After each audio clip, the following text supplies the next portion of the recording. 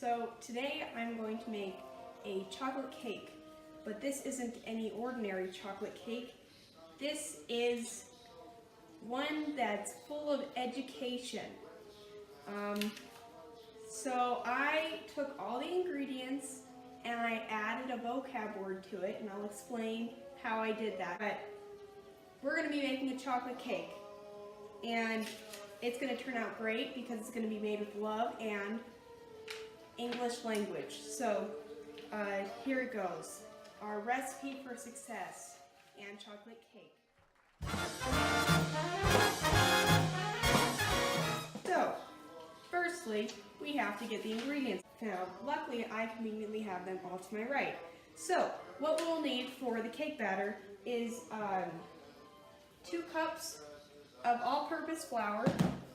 So, for all-purpose flour, I gave it 2 vocab words. So I have temperate, which means mild and moderate, and ubiquitous, meaning appearing everywhere. So I gave them these words because it's temperate due to the mild taste and the color of the ingredient, and then it's ubiquitous because when mixing the flour, it goes everywhere. The next thing is 2 cups of sugar. So for sugar, I have denounce and sycophant. So denounce, speak out against, and then sycophant is someone who uses flattery to get what he or she wants from authority figure.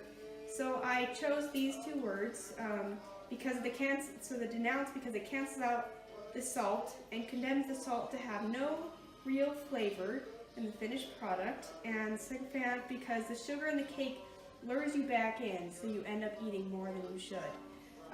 Next, we have 3/4 cup of unsweetened cocoa powder, and for this I have insipid, without distinctive, interesting, or stimulating qualities. And I picked this word because it's insipid due to the lack of sweetness in the powder and doesn't entice you to eat the cake. It's just boring, you know. It's not regular cocoa. And then next I have baking soda, so you have 1/2 teaspoons of that, and I put relevant for baking soda because it's relevant because it's very important to ensure the cake turns out well, even though I have no clue what it actually does. All I know is every time I bake, I have to put in baking soda. So next I have baking powder now. So I put candid for this one, honest and frank, because it just tells you exactly what it is. You use it for baking and it's a powder. I appreciate it. I think more people could learn from baking powder. And then after that, we have 1 teaspoon of salt. And for this one I have compliant, meaning yielding and submissive. And I put that for salt because the sugar really puts it in its place. Nobody I've met likes a salty cake and is understood by the salt.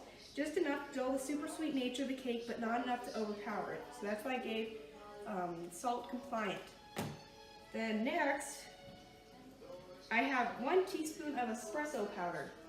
Now I've never actually put espresso powder in a cake before, so we'll see how it turns out, I guess. So for that one, I put innovate to be creative or to create something new, because not every day you put espresso powder in your chocolate cake.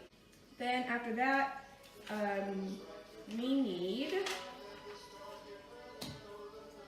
buttermilk. So you need 1 cup of buttermilk. So for this one I have novel, which meaning new and original, and obscure, meaning unclear and partially clouded. So for that one I have novel because of the wonderful new options of milk, because I could have picked buttermilk, I could have picked regular milk, I could have picked almond milk, or coconut milk. I had options. And then I picked obscure because milk is this weird white cloud color that doesn't allow you to see through it. And that's because it's homogenized. Then next we have 1/2 cup of vegetable oil. And for this I put negligence, meaning carelessness. And I said this because it represents negligence because if you're not careful, it gets everywhere when you pour it into the measuring spoons. I always spill the oil because I've got my eyes on the prize, the cake, and not the oil. So don't make my mistakes. Next, we have 2 large eggs. Ooh. And for the large eggs, I have conspicuous and infamous. And so conspicuous means standing out, obvious, and infamous means shamefully wicked, having an extremely bad reputation. So I put conspicuous for it because eggs to the batter, they stand out more than any other ingredient. And then eggs are infamous because of how sick you can get if you eat them raw. Because of this, they say never to eat uncooked batter, but everyone does. Okay, next we have 2 teaspoons of vanilla. So for this one I have diatribe, a forceful and bitter attack, and that is because of how strong it is. You smell the vanilla, it's crazy, you don't need that much, and it just attacks your senses. Next is 1 cup of boiling water. Obviously it's not boiling yet, but it will be. And for this one I put fastidious, meaning meticulous and demanding. And this is because whenever you're boiling water, you have to keep an eye on it, or else it'll go over the pot and make a mess. So there are the ingredients for the cake batter. There are my words and my reasonings. So now we'll make the cake. Now it's time to actually make the cake.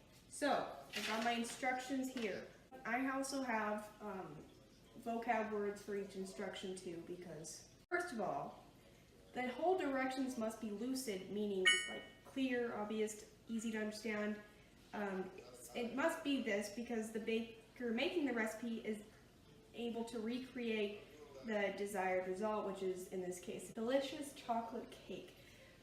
So our first step is preheat the oven to 350 degrees Fahrenheit and prepare 2 9-inch cake pans by spraying with baking spray or buttering and lightly flouring. Okay, so I said this was a precursor, so meaning beforehand. So step 1 would be the precursor to making the cake, because these are necessary steps to take before actually making the cake. Can't make a cake without an oven. So I'm going to go preheat the oven. Okay. The oven is preheated, and I'll do the pans later. So for the chocolate cake, now we're mixing in a bowl. So first we have to add flour, sugar, cocoa, baking powder, baking soda, salt, and espresso powder to a large bowl. Whisk together to combine, or using your paddle attachment, stir through flour mixtures until well combined. So for this one I put scrutinize, which means like examine closely. So when combining the dry ingredients, it is important to scrutinize the contents in the bowl to make sure they're all mixed together very well.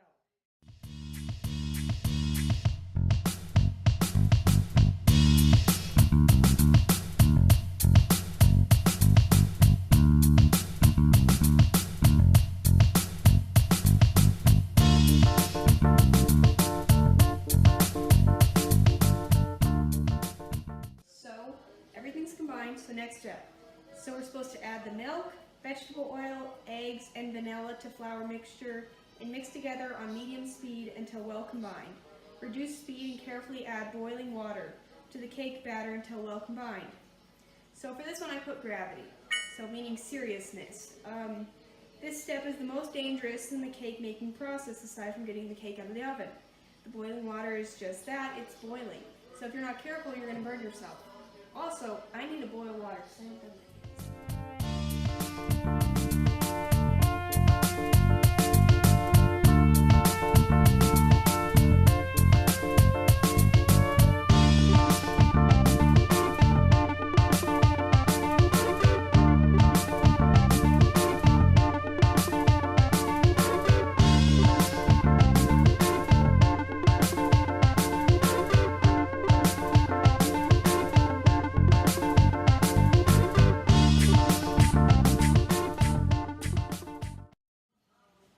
Okay, so everything is now combined. I got the wet ingredients, the dry ingredients all together, so now I've got my 2 pans. So now I just got to spray them.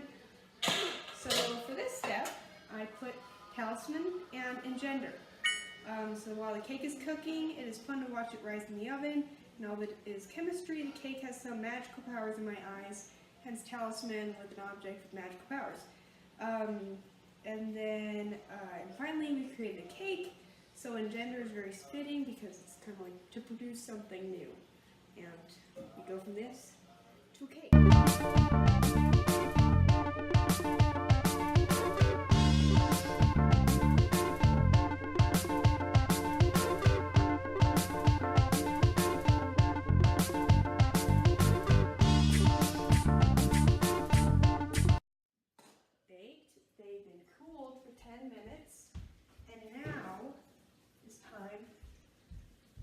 flip them onto, what is this, a cooling rack or something. Probably should get a knife and make sure that they're not going to stick. And then after that, we'll make the frosting. So for this process, I have euphony and bemoan. So the oven timer is the most glorious sound. When waiting for freshly baked cakes, that's euphony. And then bemoan, waiting for the cake to cool, is the worst part. Since you can smell the cake and all your hard work, diligence, you know, bonus vocab word there, and it's about to pay off, and then this leads to complaining, which is what bemoaning means. So now it's time to make the frosting.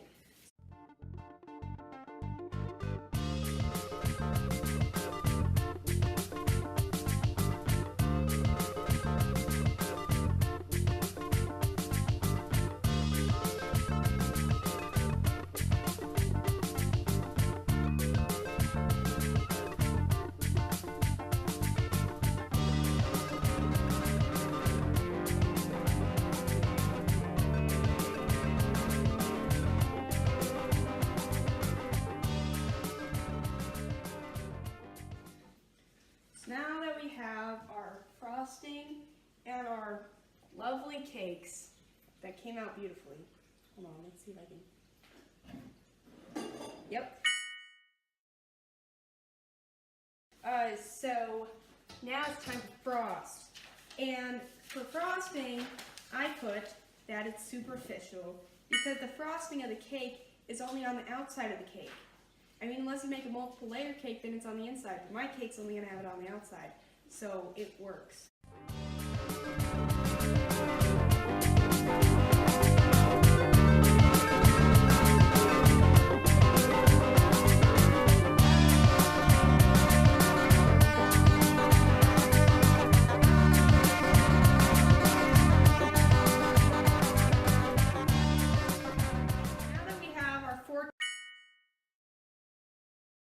Tupperware cakes, you know, because they failed.